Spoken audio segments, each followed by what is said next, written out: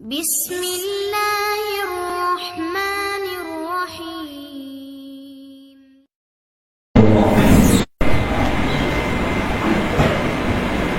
Assalamualaikum warahmatullahi wabarakatuh. Waalaikumsalam warahmatullahi wabarakatuh. Apa kabar? Alhamdulillah. Hati senang? Alhamdulillah fi kulli hal wa ala kulli hal. Begitu Rasulullah mengajarkan. Kejadian buruk katakan alhamdulillah fi kulli hal. Rasa tidak enak katakan alhamdulillah ala kulli hal. Tetap alhamdulillah. Apa arti alhamdulillah? Puji syukur, terima kasih ya Allah. Pasti ada rahasia dari apapun yang kita rasakan. Belum pulang ke rumah? Belum. Saya juga belum. Sama-sama tergadai di dunia. Maka Sayyidina Nabi SAW bersabda, "Dunia sijnul mu'min." Dunia ini penjara orang yang percaya kepada Allah dan hari akhir.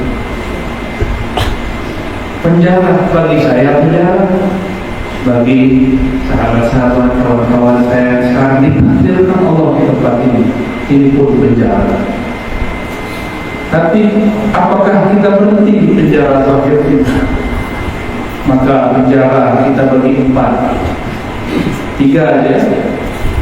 Yang pertama penjara badan, penjara zahir, penjara badan, dan kebenaran detik ini, jam ini, hari ini, saudara-saudara, bapak-bapak masih ditakdirkan di penjara badan. Penjara badan ini tidak akan menghalangi pikiran. Maka jangan kalah akal ini oleh badannya. Jangan suntuk, jangan stres karena urusan badan. Akal tergadaikan. Akal kita punya ruang sendiri, dia punya alam sendiri, dia punya ranah sendiri, dia punya medan sendiri. Maka jangan mau tersiksa oleh tubuh yang terbatas. Saya dulu belajar memenjarakan badan saya 40 hari 40 malam, tidak makan hewan yang bernyawa. Ya, hewan bernyawa mungkin dimakan. Gak mungkin makan kambing hidup. Pastinya makan kambing. Gak makan daging, gak makan ikan. 40 hari. Sampai kemudian sanggup mengalahkan badan. Badan mau ngantuk, dilawan. Tetap sebut nama Allah. Qumil laila illa qalila. Wahai yang muslimun, bangun malam. Maka mumpung masih di sini, berkhalwatlah, menyepilah dengan Allah. Mumpung masih di sini, nanti bapak keluar nggak bisa. Ini yang disebut alhamdulillah ala kulli hal. Puji syukur kepada Engkau ya Allah di setiap hal. Zikir di sini, zikir di masjid, zikir di rumah sama. Bedanya di sini kita terputus dari urusan-urusan dunia ini. Inilah cara cepat menuju Allah Subhanahu wa Ta'ala. Kenapa sholat tidak bisa khusyuk? Sholat ada di sini, akal di rumah. Badan di sini sujud, ruku, tapi perasaan tidak di sini. Jangan terpenjara hanya oleh badan. Ya, biarkan badan ini terbatas oleh luka, besi, hidupnya, terserah itu. Tapi akal kita tidak boleh hilang, apapun masalahnya. Akal bahasa Arab artinya pengikat. Qaid, iqal, yang mengikat kesadaran manusia, yang membuat kita nggak ketawa-ketawa sendiri, nggak nangis-nangis sendiri. Kalau akal kalau ini lepas, koinnya lepas sama putih terlepas, maka orang akan tertawa sendiri, senyum tanpa daya senyum, ngomong tanpa daya ngomong. Jangan sampai terjadi. Berarti akalnya kalah oleh badannya. Akalnya kalah oleh. Kalau itu nggak perlu di sini, di luar sana banyak. Ada orang patah hati, perasaannya mengalahkan akalnya. Akhirnya ngomong-ngomong sendiri. Ya. Ada orang bukan patah hati, tidak lolos nyalon jadi calon legislatif. Banyak juga yang keluar gak pakai celana. Banyak. Habis kemarin banyak yang itu udah doa awalnya doanya nggak tembus karena doa lawannya lebih kenceng daripada dia. Tapi dia menyalahkan Allah. Yo, aku udah doa, aku nggak dikasih. Nah, salah ente, doanya kurang bersih, doanya kurang kuat. Karena di sana juga bertuhan, kita juga bertuhan. Kuat-kuatan meminta kepada Allah Subhanahu wa Ta'ala. Siapa cepat dia dapat. Jangan menggadaikan akal karena masalah badan tertahan. Kami susah mencari ilmu seperti ini. Suatu kali ada seorang syekh, guru dia keras kepada sufi, anti sufi, namanya Syekh Ibnu Taimiyah. Lama-lama dia menemukan rahasia kesufian di dalam penjara. Murid dia namanya Syekh Ibnu Qayyim Al-Jauziyah.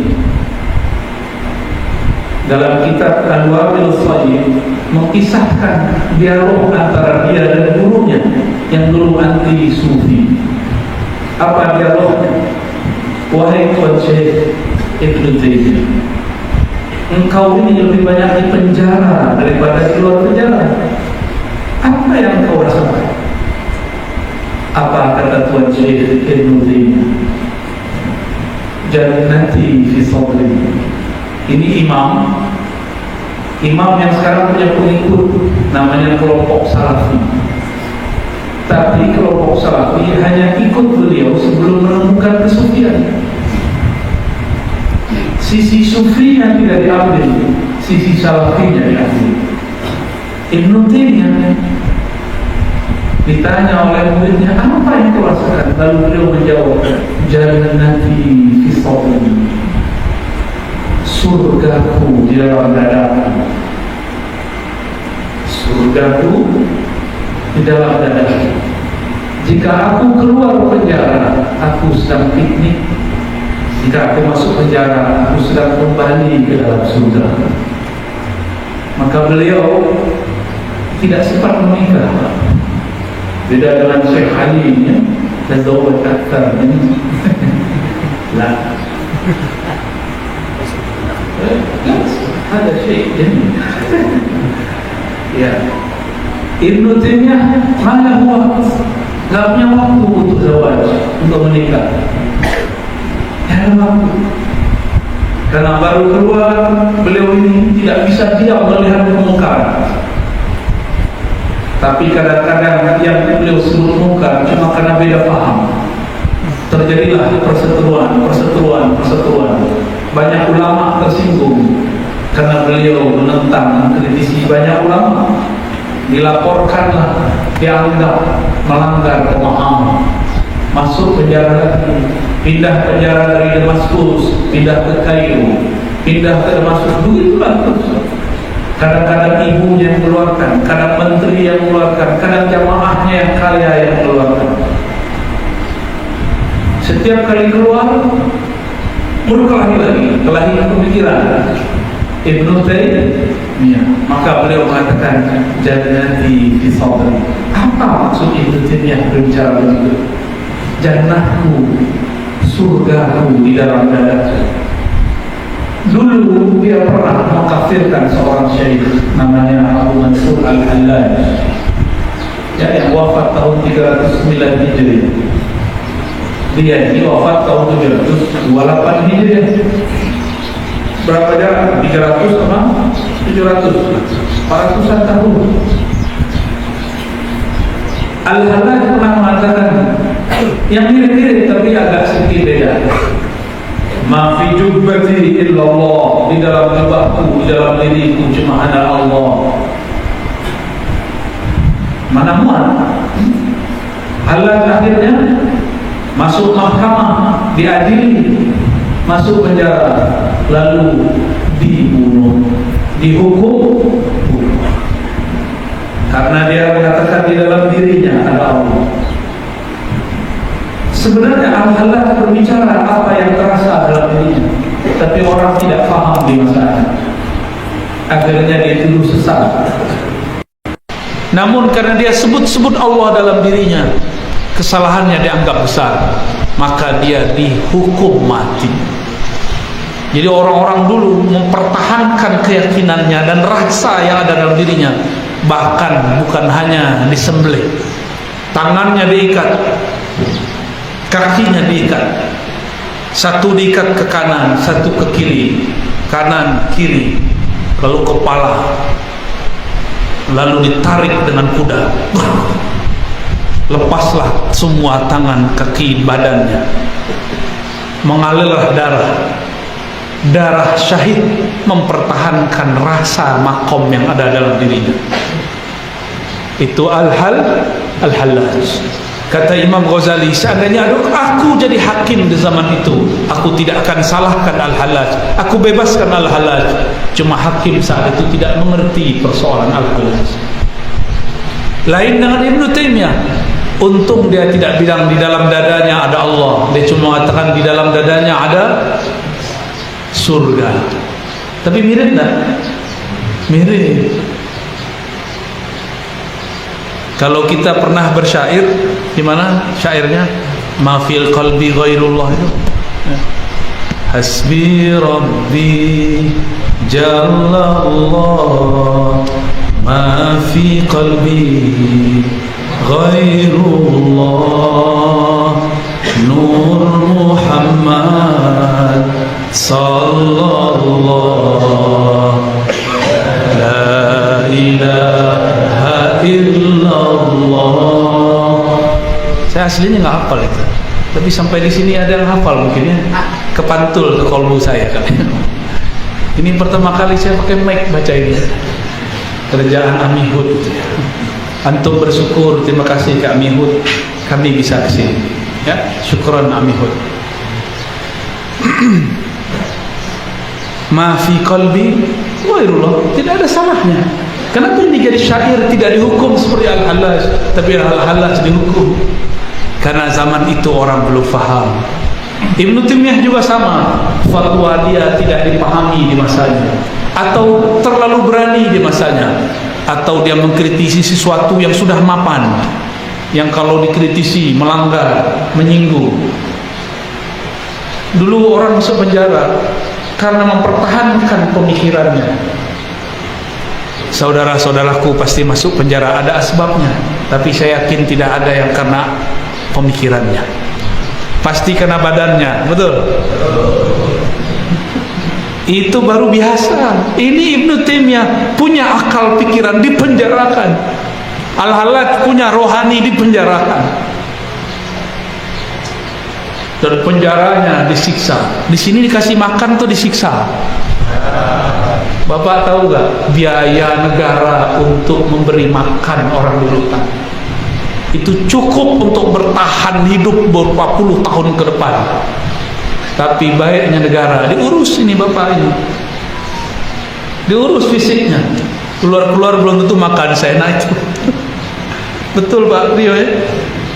Coba tanya beliau sekali, berapa ngabisin? Besar. Ini baru di sini, belum dari kota lain, belum dari kota lain. Masya Allah. Saya hitung-hitung, ya Allah, kalau semua orang nggak ada yang masuk penjara, negara ini bisa sedekah keluar. Ya, syukur hidup di akhir zaman nggak disiksa. Coba dihidup di zaman Ibnu Taimiyah, disiksa Pak di penjara. Ini malah dihormati ya. malah difasilitasi ada tempat sholat. Masya Allah, nikmat apa lagi yang kau dustakan? Oh, saya salah tuduh, salah dituduh. Iya, itu zahir. Ibnu Taimiyah dia tidak merasa bersalah dituduh. Al-Hallat dia tidak merasa bersalah dituduh. Mereka berjuang mempertahankan kebenaran dalam dirinya. Kalau kita, apa yang kita pertahankan? Ya, paling hak-hak zahir itu pun yang sudah kita langgar. Saudara-saudaraku yang dimuliakan Allah, ini penjara zahir. Yang kedua tadi kita sudah sebut, penjara akal. Penjara apa? Penjara akal. Penjara akal. Akal itu kerjanya apa? Kalau dia tidak bekerja semestinya, berarti akal di penjara. Apa kerja akal? Berpikir. Pikiran itu kerjanya ngapain? Kalau berpikir kayaknya banyak pikiran nih ya. Ini wajah-wajah banyak pikiran. Belum bekerja akalnya. Akal itu kerjanya apa? Al-qabul wal-rad, menerima suatu data, informasi sesuai dengan yang masuk, data masuk logika, atau menolaknya. Jangan-jangan ada yang masuk penjara karena sudah melanggar akalnya. Dapat kabar, belum konfirmasi, langsung eksekusi. Ternyata salah. Ada kali ya? Pasti ada. Jadi kerja akal apa? Menerima informasi atau menolaknya. Itu kerja akal. Tidak semua informasi diterima, tidak semua juga ditolak. Makanya ada ustadz bilang, jangan dengerin ustadz itu, gak usah belajar, kamu ngaji di sini aja, di luar kelompok kita sesat. Ini sudah penjara akal. Sudah penjara akal. Awas kau keluar, kita bunuh. Diancam fisiknya. Ada yang tidak diancam dengan fisik, diancam dengan ayat. Keluar kau dari kelompok kita, kafir. Ya. Wa man lam yahkum bima anzalallahu fa ulaika humul kafirun. Yang tidak berhukum dengan hukum Allah kafir. Kamilah kelompok yang berhukum dengan hukum Allah. Di luar kelompok kami kafir. Mulailah muncul kelompok takfiriyun, pengkafir-kafir. Ini mereka sedang terperanjara akalnya. Ayat digunakan untuk bukan tempatnya. Dulu di masa Sayyidina Ali radhiyallahu taala anhu, ya, beliau dikafirkan dengan ayat. Coba lihat Sayyidina Ali, siapanya Nabi? Sepupu Nabi, mantu Nabi. Ya, benar. Akhu wasihru, saudaranya dan juga mantunya. Itu dikafirkan oleh kelompok namanya Khawarij, kelompok yang sudah terpenjara akalnya. Kelompok inilah yang sekarang diurusi oleh negara kita. Makanya negeri ini alhamdulillah masih aman, sentosa. Ini kalau mereka dibiarkan, Pak, di mana-mana ada bom. Maulid syirik, bom. Tawassul syirik, bom. Terjadi di Bangladesh, terjadi di India, Pakistan. Orang maulid, haflah maulid dibom. Yang ngebom merasa dia berjihad, padahal akal dia sedang terpenjara. Cuma beda faham. Kalau beda faham tidak perlu pakai bom. Beda faham cukup katakan kita berbeda, selesai. Tidak usah ada bom-boman. Bomnya pakai dalil, pakai hujjah, pakai kitab, pakai sunnah, pakai kalam ulama, bukan pakai bom fisik. Ini tanda mereka tidak bebas akalnya. Akalnya dipenjarakan oleh orang-orang yang sudah saklek berpikirnya, orang-orang ini memperkosa ayat-ayat Allah, dijadikan untuk mengotori pikiran orang. Ayat suci tapi digunakan untuk hal gak suci. Mungkin di sini ada yang pernah belajar ilmu pelet, ya. Ilmu debus itu pakai ayat, tapi ayatnya digunakan untuk pelet. Arif pelet? Pelet ini بعد رقية أو نقرأ شيئا للمحبة قريب للسحر لكن ليس من السحر. نعم. pakai ayat loh, pakai ayat tuh في سورة سليمان مثلا حينما قال سيدنا يوسف ماذا قال يا أبتي إني رأيت 11 نعم سيدنا يوسف قال يوسف لأبيه يا أبتي إني رأيت itu هذا لصاحب المحبة يجعلها رقية أو دعاء أو سحرا. Benar. Jadi Quran dipakai surat Yusuf, Nabi Allah Yusuf baca curhat kepada ayahnya. Ya abati, wahai ayahanda, inni ra'aitu 11 kaukaban. Aku melihat 11 kaukab, bintang. Ya, sujud semua kepadaku. Ra'aituhum li sajidin. Aku melihat mereka semua sujud kepadaku. Lalu dibayangkan si doi yang sujud. Udah, itu ayat suci tapi jadi untuk hal enggak suci, maka asbaha sihran, dia menjadi sihir.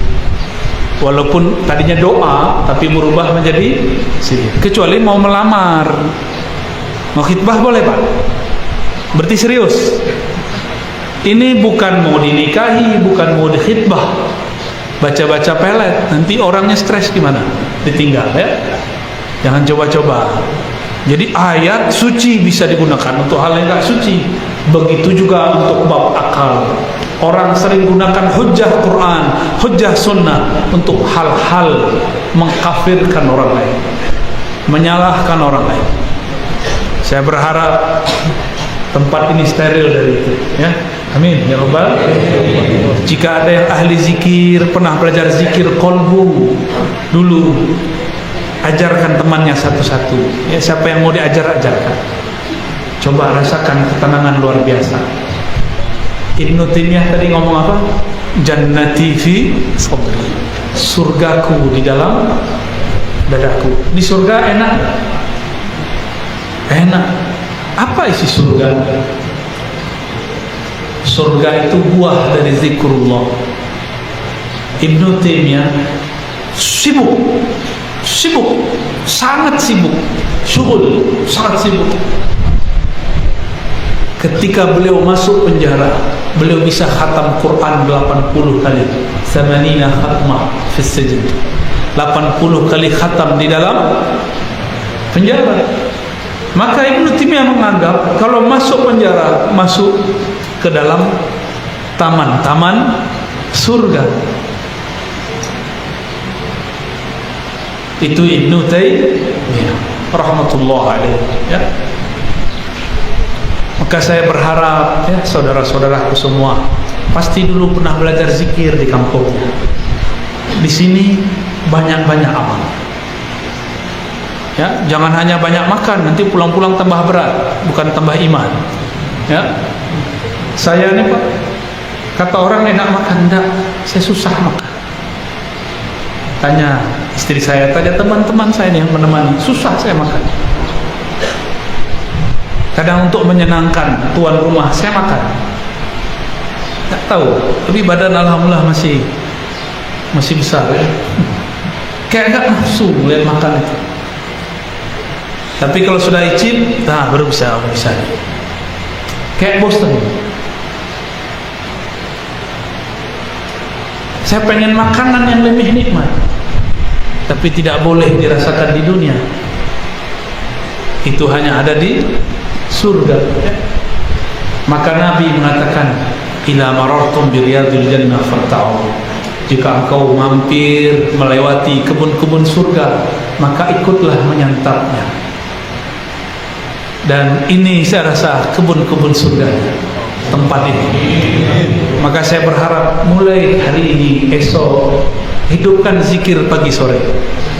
Zikir pagi sore bukan membaca hafalan. Ini yang paling pendek saya ajarkan. Mau ngamalkan? Insya Allah tidak akan kesepian sepanjang hidupnya. Coba diingat-ingat. Pertama, syahadat, asyhadu an la ilaha illallah wa asyhadu anna muhammadar rasulullah.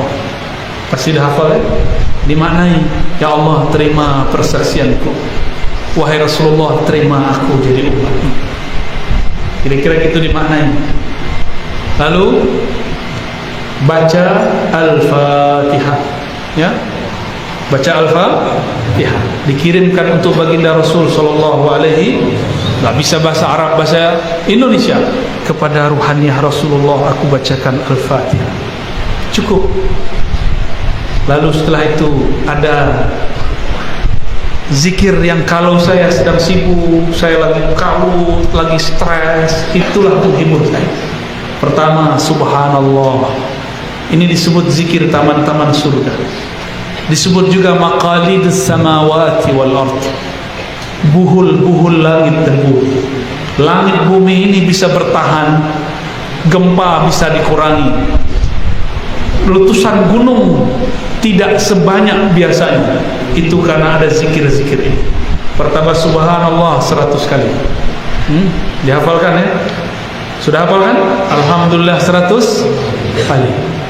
Allahu Akbar 100 kali. La ilaha illallah 100 kali. Itu zikir matanya dipejam. Matanya ketika menyebut nama Allah dihunjamkan ke dada. Subhanallah, alhamdulillah, Allahu Akbar, la ilaha illallah, dimasukkan ke dalam hati. Itulah makanan kolbu. Kolbu makannya nama Allah, badan makannya nasi, ikan, daging. Kapan kita ngasih makan kolbu? Maka sebut namanya, menghantarkan ke dalam diri ini, ke dalam dada ini, maka kolbu kita sedang menyantap. Kalau badan sehat, kolbu sehat, orang ini akan jadi paling waras di dunia. Tambah la haula wala quwwata illa billah. Ini paling penting ini. Isi kolbunya Rasulullah ini dia. La haula wala quwwata. Apa arti la haula wala? Tiada dayaku, tiada upayaku kecuali karena Allah. Aku sekarang di sini, di sana, di manapun, semua Allah yang menggerakkan. Bahkan zikir ini pun Allah lah yang memberikan. Ciri-ciri orang diberikan anugerah oleh Allah, lisannya mudah menyebut nama Allah. Mau dia di penjara, mau dia di rumah, mau dia dimanapun, jika dia tidak menyebut nama Allah walaupun dia di istana, maka dia makhluk yang terpenjara. Maka siapa yang mengamalkan zikir-zikir ini, kolbunya bebas sentosa, meskipun badannya dalam rutan sambas. Ditambah hasbunallah wa ni'mal wakil 7 kali. Lalu ditutup salawat sallallahu ala Muhammad 100 kali. Cukup itu. Mungkin tidak perlu baca ratibul haddar, ratibul atas, enggak usah dulu. Itu kalau sudah keluar. Di sini bacanya berapa tadi? Subhanallah 100, alhamdulillah 100, Allah Akbar 100, la ilaha illallah 100, la haula wala quwwata illa billah. Bapak setiap baca ini ada istana di surga. Orang punya istana sekarang di dunia, tapi kalau di istana itu dia tidak baca ini, dia tidak punya istana nanti di surga. Mau punya istana di surga? Satu subhanallah 10 pohon. Pohon itu kalau kita jalan 100 tahun baru bisa lewat. 100 tahun, rindangnya bukan main, panjangnya bukan main, lebarnya Masya Allah. Kita jalan, nggak selesai-selesai, masih di bawah pohon. Mau? Saya harap nanti Pak Priyo kalau ada nih tim ruhani, zikir tadi dicetak. taruh di depan. Ya, masing-masing saja zikir. Kalau mau sekali seminggu zikir bersama-sama. Subhanallah, subhanallah, subhanallah, subhanallah. Sekali seminggu. Ya, kalau bisa tiap hari takut bosan. Ya, amalkan sendiri-sendiri. Silakan dibuat ini Pak Priyo, ini hadiah dari saya. Saya ijazahkan, izinkan semua untuk mengamalkan. Ya. Jawab, saya terima. Saya terima. Al-Fatihah. Bismillah. Iya,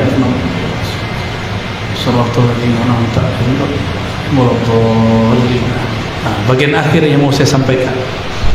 Jika tubuh dilatih, maka dia kuat. Jika akal dilatih, dia cerdas. Jika kolbu dilatih, dia merdeka. Jika ruh dilatih, dia menjadi wali Allah. Siapa tahu ada yang jadi wali Allah di sini. Amin. Rabbal alamin. Barangkali itu Pak Priyo, singkat padat ya. Alhamdulillah. Mari kita doa. Coba pegang dadanya semua. Pegang dadanya, pejam matanya. Ikuti saya. Asyhadu an la ilaha illallah. Ikuti dengan lisan yang lembut. Ya Allah, terima persaksian kami. Terima kami sebagai hamba Engkau. Terima kami dalam menyembah Engkau. La ilaha illallah. Tiada yang berhak disembah kecuali Engkau. Wa asyhadu anna Muhammadar Rasulullah. Sama-sama. Wa asyhadu anna Muhammadar Rasulullah. Wahai baginda Rasulullah, wahai ayahanda ruhani kami, ya aba arwahina, wahai ayahanda ruhani kami, terimalah kami sebagai anak-anakmu, sebagai umatmu, berilah syafaat kami, bantulah kami dunia dan akhirat. Al-Fatihah. Ya Allah.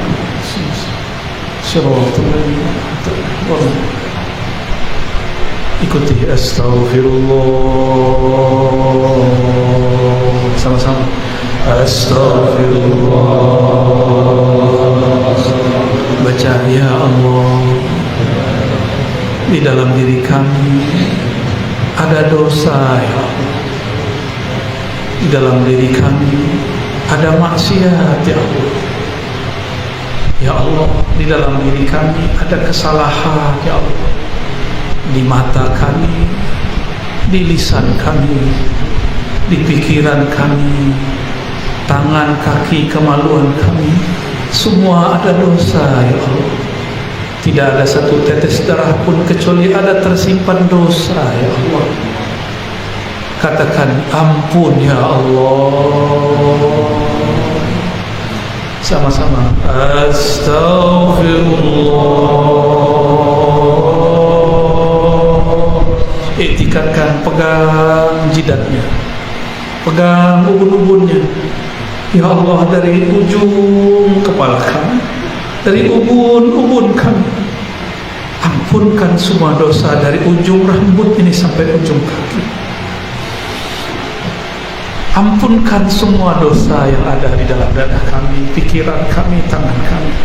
Dosa menyakiti orang tua kami, mengecewakan keluarga kami, menyakiti hamba-hamba Engkau ya Allah. Pegang lagi dadanya. Ya Allah, baca. Ya Allah, dibaca, teriakkan ke dalam kalbu. Ya Allah. Ya Allah, Ya Allah,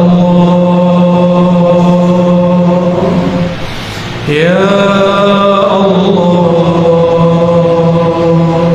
terima kami sebagai hamba Engkau ya. Ampuni keluarga kami, ampuni orang tua kami, ampuni saudara-saudara kami, ampuni orang-orang yang merawat kami, Ampuni orang-orang yang mengurusi kami. Ampuni orang yang sekamar dengan kami. Ampuni orang yang sholat bersama kami. Ampunkan kami yang kurang, merasa hina di hadapan Engkau ya Allah. Ya Allah, izinkan nama Engkau masuk ke dalam pikiran kami, masuk ke dalam kalbu kami. Ringan lidah kami membaca nama-Mu. Allahumma baca, Allahumma a'inna ala zikrik wa syukrika wa husni ibadatik. Ya Allah, nama-Mu sangat berat ya Allah, bahkan beratnya lebih berat daripada langit dan bumi.